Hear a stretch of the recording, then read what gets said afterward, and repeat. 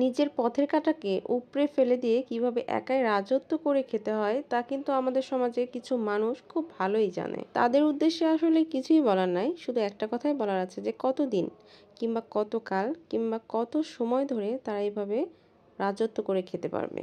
ধরেন 10 বছর কিংবা 20 বছর কিংবা 50 বছরই হতে পারে সর্বোচ্চ। ধরে নিলাম সে 50 বছর রাজত্ব করবে, কিন্তু তারপর তারপর তো এই দুনিয়ার রাজত্ব শেষ হবে, কিন্তু একটা জায়গায় গিয়ে তো তাকে ঠিকই হিসাব দিতে হবে। সুতরাং আপনি যদি কারো হক নষ্ট করে থাকেন তাহলে নিশ্চিন্তে করতে থাকেন। আপনাকে 50 বছর সর্বোচ্চ মেয়াদ দেওয়া হলো, আপনি 50 বছর ধরে অন্যের হক নষ্ট করে খেতে থাকেন, যত খুশি রাজত্ব করতে থাকেন, কোনো সমস্যা নাই। আপনি যাদের হক মেরে খাচ্ছেন তারা তো দুর্বল, তারা তো এই জীবনে আপনার কাছ থেকে হক আদায় করে খেতে পারবে না। তবে একটা জিনিস খুব ভালো করে জেনে রাখবেন, আপনি যদি এই জীবনে কারোর সামান্য পরিমাণ হকও নষ্ট করে থাকেন, মৃত্যুর পরে কিন্তু এই সামান্য হকটুকু সে আপনার কাছে পাই টু পাই ফেরত চাইবে। মানুষের নষ্ট করা হক তখন মানে মৃত্যুর পর ওই সময় কিন্তু আপনাকে ফেরত দেওয়ার জন্য প্রস্তুত থাকতে হবে।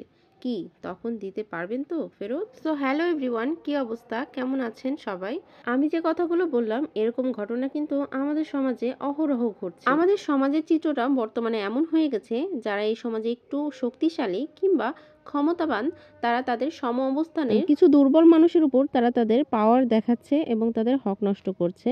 সেটা যে কোনো ধরনের হকই কিন্তু হতে পারে। এই ঘটনাগুলো কিন্তু একদম মিলে যায় ফ্যাসিস্ট হাসিনার সাথে।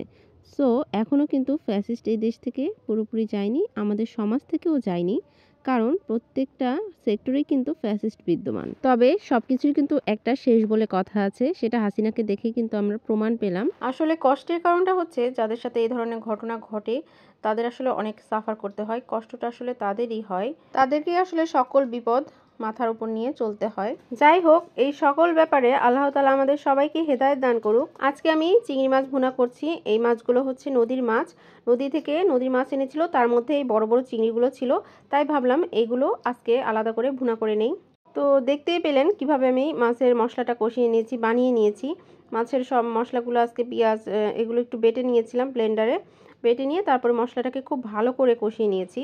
তো মশলাটা কিন্তু খুব ভালো করে কষিয়ে নিতে হবে। মশলা যদি ভালো করে কষানো না হয় তাহলে কিন্তু ভুনা খেতে একদম ভালো লাগে না, কারণ ভালো মতো কষানো না হলে কিন্তু মশলার একটা বাজে স্মেল থেকে যায় তরকারিতে। তো এরই ফাঁকে কিন্তু আমার মশলাও কষানো হয়ে গেছে, সাথে আমি চিংড়ি মাছটাকেও একটু কষিয়ে নিয়েছিলাম, ভেজে নিয়েছিলাম। তারপরে এই যে ঝোল দিয়ে দিয়েছি, ঝোল দিয়ে কিন্তু চিংড়ি মাছটাকে আমি কিছুক্ষণ ঢেকে দিয়ে ভুনা করে নিয়েছি। যে কোনো ভুনার তরকারিতে পেঁয়াজটা যদি একটু বেটে দেওয়া হয় তাহলে কিন্তু গ্রেভিটা অনেক সুন্দর হয়, মাখো মাখো হয়। তো আমার কিন্তু এই চিংড়ি মাছটা ভুনা করা হয়ে গেছে, দেখতেই পাচ্ছ কি সুন্দর হয়েছে, খেতেও অসাধারণ হয়েছিল।